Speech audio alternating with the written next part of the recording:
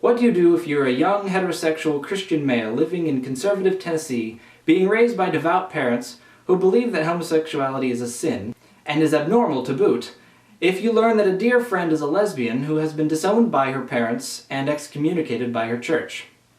If you're Timothy Kirk, you determine to put everything you've been told to believe about gay people to the test by going undercover in a gay community for a year. In a recent TED Talk delivered in Greece, Kirk recounts how, back in 2011, he got a job at a gay bookstore, began going to gay bars, volunteered at pride events, and even went so far as to come out to his ultra-religious and conservative mother, all in an effort to walk in the other person's shoes.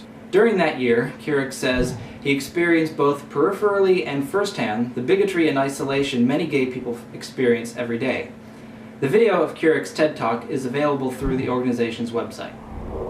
A case involving the death of a 5-year-old Saudi and Egyptian girl who died of brutal injuries inflicted by her own father gained national exposure in Saudi Arabia when it occurred in 2012.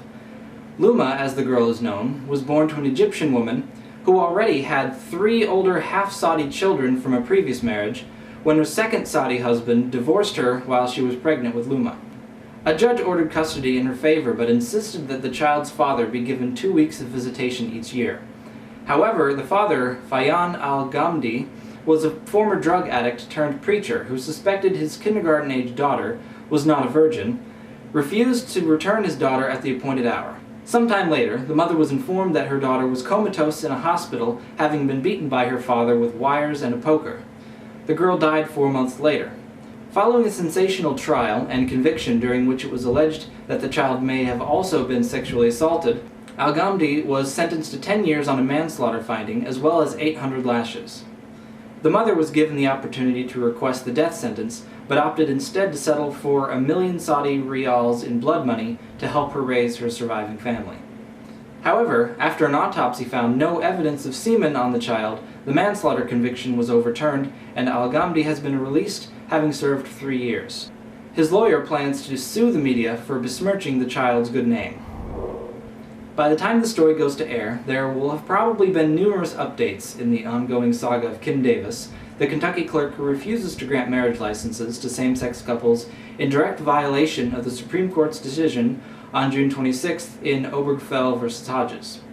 That determination specifically holds that the 14th Amendment requires a state to license a marriage between 2 people of the same sex and to recognize a marriage between 2 people of the same sex when their marriage was lawfully licensed and performed out of state. As of this writing, Rowan County Clerk Davis has steadfastly refused to issue such licenses, forcing a federal judge to find her in contempt of court and jail her for several days. During her incarceration, Davis's attorney argued that his client simply wanted a reasonable accommodation which would allow her to do her job without violating her conscience by affixing her name to a license that conflicts with her personal religious conviction that marriage is between 1 man and 1 woman only.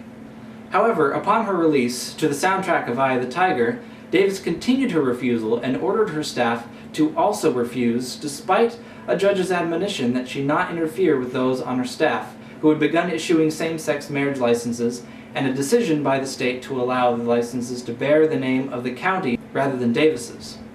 Stay tuned for updates. There will be updates.